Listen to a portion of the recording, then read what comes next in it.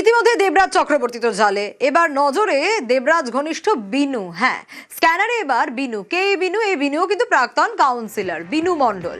এর বিরুদ্ধেও ভুরি ভুরি অভিযোগ রয়েছে। বিধাননগরের প্রাক্তন তৃণমূল কাউন্সিলর এই বিনু মণ্ডল। দেখুন দেবরাজের সঙ্গে তার ছবি। দেবরাজ তো জালে, এবার বিনু মণ্ডল সেও স্ক্যানারে রয়েছে। কারণ নিউ টাউন থানায় বিনুর বিরুদ্ধে এই মুহূর্তে 8টা মামলা রয়েছে। অনুপ রয়েছে আমার সঙ্গে। অনুপ, এই বিনুর কোনো খোঁজ খবর রয়েছে? কোথায় এই বিনু মণ্ডল?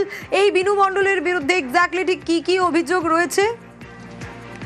বিনু মণ্ডল 27 নম্বর ওয়ার্ডে তিনি কাউন্সিলর। তার কিন্তু ভোটের পরবর্তী পর থেকে তিনি বেপাত্তা রয়েছেন। তার বিভিন্ন জায়গায় কিন্তু পুলিশের পক্ষ থেকে খোঁজ করা হয়েছে। নিউ টাউন থানায় শুধুমাত্র তার বিরুদ্ধে তোলাবাজি থেকে শুরু করে একাধিক কিন্তু অভিযোগ রয়েছে। 8টি মামলা রয়েছে।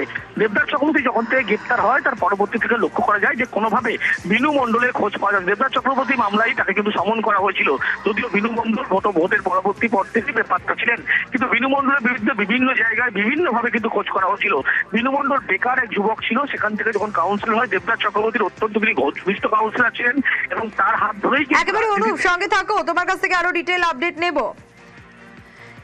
এই যে দেবরাজ জালে আসার পর বিনু মণ্ডল সেও এবার নজরে। এই বিনু মণ্ডলের কিন্তু ভোটের পর থেকে কোনো রকম খোঁজ খবর কিছু নেই।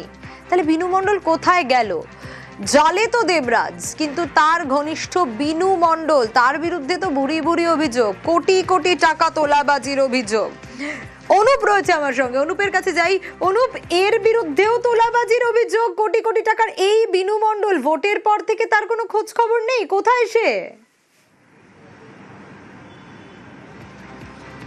তবে বিনু মণ্ডল তিনি কিন্তু 27 নম্বর ওয়ার্ডের কাউন্সিলর। দেবরাজ চক্রবর্তীর অত্যন্ত তিনি ঘনিষ্ঠ কাউন্সিলর ছিল। দেবরাজ চক্রবর্তী যখন গ্রেপ্তার হয় পরবর্তী পর থেকে বিনু মণ্ডলের কিন্তু বিভিন্ন জায়গায় খোঁজ করা হচ্ছে। বিনু মণ্ডল কিন্তু বেপাত্তা ছিলেন। তার বিরুদ্ধে যে অভিযোগ ছিল শুধুমাত্র কয়েক কোটি টাকা, তিনি 70 কোটি টাকার বেশি মালিক রয়েছেন বলে এমনটা এলাকার মানুষ দাবি করেছে। শুধুমাত্র তার বিরুদ্ধে এই অভিযোগ নয়, 8টি পরপর তোলাবাজি থেকে শুরু করে একাধিক মামলা রুজু করা হয়েছিল পুলিশের পক্ষ থেকে। যদিও পুলিশের পক্ষ থেকে উত্তরবঙ্গ থেকে শুরু করে একাধিক জায়গায় খোঁজ করা হয়েছিল, যদিও বিনু মণ্ডলের কিন্তু খোঁজ পাওয়া যায়নি।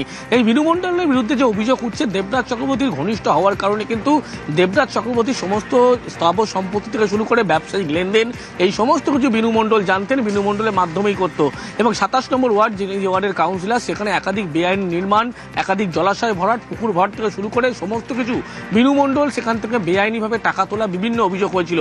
পরবর্তী ক্ষেত্রে দেখা যায় যে নিউ টাউন থানায় লিখিত অভিযোগ দায়ের হয়েছিল। তার পরবর্তীতে ভোটের যখন ফলাফল ঘোষণা, তারপর থেকে বিনু মণ্ডল বেপাত্তা হয়েছেন।